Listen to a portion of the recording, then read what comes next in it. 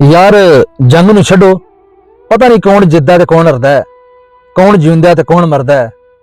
पर एक गल मन्नीए बई शाणे शाणे ने खुदा दी कसम भी शाणियां घुल के दस छड़ियागा। शाणियां तोड़ तक अपने शजरे नसब तक उन्होंने बहा के दस छड़ी हैगी। उन्हें दुनिया नूं दस्सिया कि तुहाडे कोल त्यारे ज्यादा हो सकते ने, तुहाडे कोल सियारे ज्यादा हो सकते ने, तुहाडे कोल मिसाइल ज्यादा हो सकते ने, तुहाडी टेक्नोलॉजी ज्यादा हो सकती हैगी, तुसीं पूरी दुनिया नूं खरीद सकते होगे, लेकिन सैयदजादियां नूं तुसीं खरीद सकते हैं। खुदा दी कसम पूरा खानदान कट्टण गया, पूरा खानदान वड्डण गया, जिबा हो गए ने, उन्हां दियां नस्लां खत्म हो गईयां ने, लेकिन उन्हां यहूदियां अगे ते काफरां अगे अपने सर नहीं झुकाए, उन्हां अपने सर नहीं लफाए, उन्हां अपने आप नूं सरैंडर नहीं कीता, उन्हां हैंड्स अप नहीं कीता है। इहनूं कहंदे ने कि जुर्रत ईमानी। यार सजदा दे असीं वैसे ही बड़े ताबेदार सां पहलां भी, लेकिन खुदा दी कसम ਜਿਹੜੀਆਂ अपने अखां देखे हाल वेख लिया गा ना, इस तो बाद पूरी दुनिया ते जिथे जिथे कोई सैयद वसदा पिया, तुहाडीਆਂ सारियां दी अजमतां नूं मेरे सलाम है। साडा सैयद घराणे नाल वैसे ही बड़ा पुराना तल्लक है। मेरे चाचे दे यार सी मुमदीपुर मदीना गुजरात, बाबा कदीर शाह ते बाबा मजहर शाह, अल्लाह उन्हां दियां कबरां नूं ठंडियां रखण, अल्लाह उन्हां दियां कबरां नूं अपनी जवारे रहमत जगह देण, अल्लाह उन्हां दियां कबरां नूं नूर नाल हमेशा मुनव्वर रखण। यार साडे ते बड़े बड़े आंधियां चलियां ने, साडे खानदान ते बड़े बड़े तूफान आए ने, बड़े बड़े मुसीबतां दे पहाड़ ढट्ठे ने, लेकिन ओ सैयद नहीं विके है। उन्हां सैयदां ने आखिरी दम तक मैयतां नूं मुंडा देण तक जिहड़ा उन्हां साडे नाल लज पाली हैगी।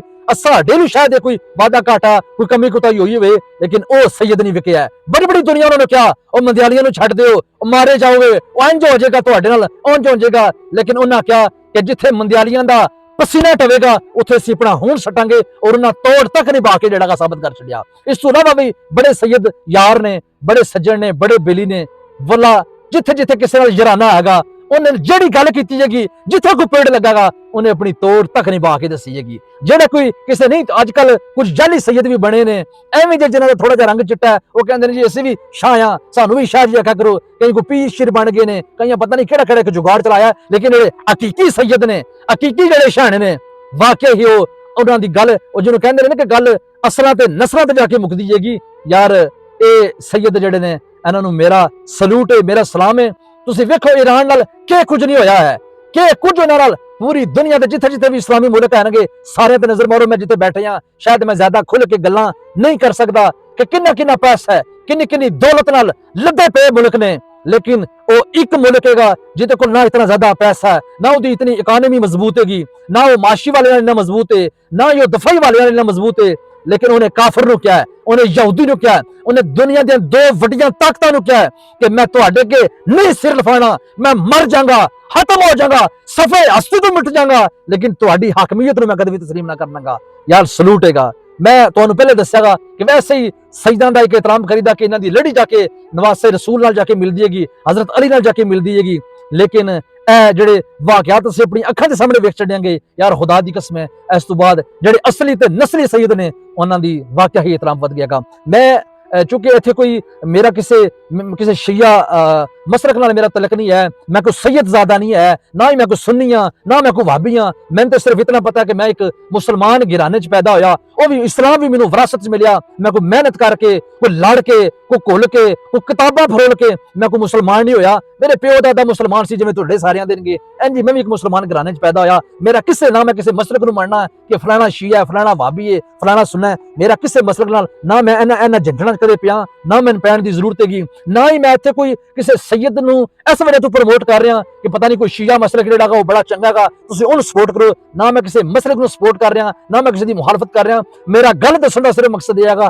एक जात सैयद, ये जात जिहड़ी हैगी जिन्हों कहंदे ने कि यार गल नस्लां ते जरूर मुकदी हैगी, वो तुसीं टेडी च ते बीतल च फर्क जरूर हुंदा गा, यह गल तुहानूं मननी पवेगी। बाकी जन्नत दोज़ख दा फैसला वो ते मेरे आका ने कह छड्डियागा कि पूरी दुनिया कायनात दे विच कोई अरबी नूं अजमी ते, किसी अजमी नूं अरबी ते, किसी गोरे नूं काले ते, किसी काले नूं गोरे ते ਵਕਤ ਨੂੰ ਕੋਈ ਫੌਕੀਅਤ ਨਹੀਂ ਹੈ। ਉਧਰੋਂ ਅਗਰ ਕੋਈ ਬੰਦਾ ਉੱਤੇ ਆਗਾ, ਕਿਸੇ ਨੂੰ ਬਰਤਰੀ ਅਗਰ ਹੈਗੀ, ਕਿਸੇ ਨੂੰ ਫੌਕੀਅਤ ਅਗਰ ਹੈਗੀ, ਤੇ ਸਿਰਫ ਔਰ ਸਿਰਫ ਤਕਵਾ ਦੀ ਵਜ੍ਹਾ ਤੋਂ ਹੈ, ਉਹਦੇ ਨਾਮ ਅਮਾਲ ਦੀ ਵਜ੍ਹਾ ਤੋਂ ਹੈ। ਇੱਕ ਸੈयद ਨੇ ਅਗਰ ਦੁਨੀਆ ਤੇ ਅਮਾਲ ਅੱਛੇ ਨਹੀਂ ਕੀਤੇ ਆ ਤਾਂ ਉਹ ਵੀ ਜਿਹੜਾ ਜਹਨਮ ਚ ਜਾਏਗਾ। ਇੱਕ ਕੋਈ ਮੋਚੀ ਮਰਾਸੀ ਕੋ ਕਮੀ ਕਮਿਊਨਿਟੀ ਜਿਹਨੂੰ ਅਸੀਂ ਕਹਿੰਦੇ ਆਂਗੇ, ਉਹ ਵੀ ਅਗਰ ਉਹਨੇ ਅਗਰ ਆਪਣੀ ਦੁਨੀਆ ਤੇ ਅੱਛੇ ਅਮਾਲ ਕੀਤੇ ਨੇ ਤੇ ਉਹ ਜन्नत ਜਾਏਗਾ। जन्नत दोज़ख ਦਾ ਕਤਨ ਕਿਸੇ ਜ਼ਾਤ ਨਾਲ ਕੋਈ ਤਲਕ ਨਹੀਂ ਹੈ। ਲੇਕਿਨ ਗੱਲ ਮੈਂ ਤੁਹਾਨੂੰ ਮਿਸਾਲ ਦਿੱਤੀ ਹੈਗੀ ਕਿ ਉਹ ਟੇਡੀ ਤੇ ਉਹ ਬੀਤਲ, ਯਾਰ ਦੋਵਾਂ ਦੀ ਆਪਣੀ ਆਪਣੀ ਨਸਲ ਹੈਗੀ, ਆਪਣਾ ਆਪਣੀ ਉਹਨਾਂ ਦੀ ਪਛਾਣ ਹੈਗੀ। ਇਹ ਪਛਾਣ ਵਾਕਈ ਜ਼ਾਤਾਂ 'ਚ ਠੀਕ ਰੱਖੀ ਗਈ ਯਾਰ। ਇਹਨਾਂ ਲੋਕਾਂ ਨਾਲ ਕਿਉਂਕਿ ਸਾਡਾ ਅਮਲੀ ਤੌਰ ਤੇ ਵਾਸਤਾ ਰਹਿੰਦਾ ਹੈਗਾ, ਜਿੱਥੇ ਜਿੱਥੇ ਵਾਸਤਾ ਹੈਗਾ, ਜਿੱਥੇ ਜਿੱਥੇ ਸਹੀ ਅਲਾਲੀ ਜਿਹੜਾਗਾ ਸੈयद ਮੌਜੂਦ ਨੇ ਯਾਰ, ਵਾਕਈ ਜਿੱਥੇ ਜਿੱਥੇ ਪਿੰਡ ਲੱਗਾਗਾ ਉਹਨਾਂ ਖਲੋ ਕੇ ਦੱਸਿਆਗਾ, ਉਹ ਨਸੇ ਨਹੀਂ, ਉਹ ਵਿਕੇ ਨਹੀਂ, ਉਹ ਝੁਕੇ ਨਹੀਂ, ਉਹ ਲਫੇ ਨਹੀਂ। ਸੈयदो ਤੁਹਾਡੀਆਂ ਅਜ਼ਮਤਾਂ ਨੂੰ ਸਲਾਮ ਨੇ ਮੇਰਾ। ਜਿਉਂਦੇ ਰਹੋ, ਆਬਾਦ ਰਹੋ, ਖੁਸ਼ ਰਹੋ ਤੇ ਹੱਸਦੇ ਵਸਦੇ ਰਹੋ। ਬਹੁਤ ਸ਼ੁਕਰੀਆ ਤੁਹਾਡਾ।